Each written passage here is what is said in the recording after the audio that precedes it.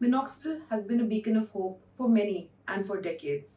But like with any solution, it comes with its own set of challenges, such as shedding, hair loss, and irritation. So let's try to talk a little bit about shedding induced by minoxidil. You see, minoxidil leads the hair to get into an anagen phase, the growth phase, from its resting phase, which can be the catagen or the telogen phase. So when it rapidly moves from one growth phase to the other, there can be some amount of shedding that is observed. So you see, minoxidil can induce hair loss initially, and this also happens when you leave the minoxidil. Minoxidil is also quite notorious for causing scalp irritation. A majority part of it is dependent on the solvent in which it is present. So sometimes it's propylene glycol and it can cause a little bit of irritation, but some of it is also because of the minoxidil itself topically. So you might observe there is a scaling or redness or an itchiness that tends to happen with minoxidil. Minoxidil works by the virtue of vasodilatation, which means that it is increasing the blood flow into the hair root. It doesn't really work on the DHT blocking aspect, which means the hormonal aspect that leads to hair loss. So whatever hair that you see has grown is because of the increased blood circulation to the hair follicle. As soon as you stop this treatment, there is an increased hair loss that is observed. So the hair will come back to its normal position, normal state of hair loss once the minoxidil is stopped. Now let's talk about the dosage of minoxidil. So minoxidil is known to be used at least twice in a day, morning and evening, 1 ml on the scalp. Most commonly, it is produced as a 2% and a 5% formulation. So for males, it's 5% and for females, 2%. These days, it's also popular to use a 5% only once daily by the females, and we've seen very good results with that. Some common side effects with minoxidil are redness, flaking, itching, and scalp irritation. It can also make the hair frizzy and coarse and dry.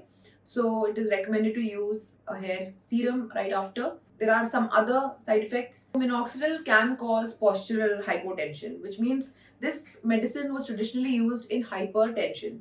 So it can lead to systemic side effects like blurry vision, dizziness, lightheadedness, sometimes chest pain and palpitations, even with topical minoxidil. So make sure that you speak to your physician in case you experience any of these side effects with minoxidil so that it can be discontinued. Now let me tell you a little bit about minoxidil non-responders. You see, a lot of people, they don't respond to minoxidil even with known androgenic alopecia, whether male or female.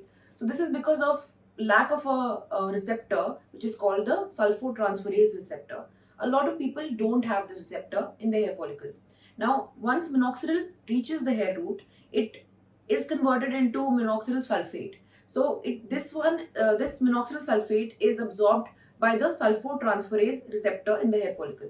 A lot of people don't have this. So, you'll see a lot of people don't respond to minoxidil at all. Because minoxidil induces hair growth by increasing the blood supply to the hair follicle, this is considered a lifelong medication.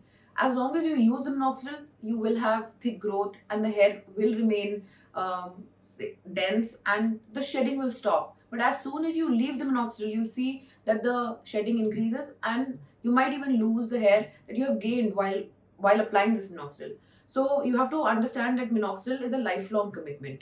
So it can be a little bit of inconvenience to apply this serum hair roots twice daily. And apart from that, there is a cost of the treatment. So to get off minoxidil, it is advised to make the twice daily application to once daily, then alternate days, and then 2 to 3 times in a week before you completely wean off minoxidil. So how long does the withdrawal effects of minoxidil last? Once you taper off this minoxidil.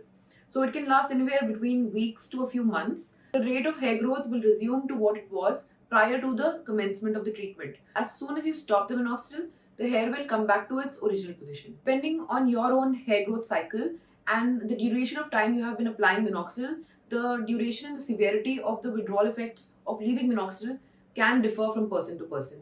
So always prioritize in identifying the root cause of your hair loss. It's always advisable to speak to a physician or your dermatologist before starting or before leaving minoxidil.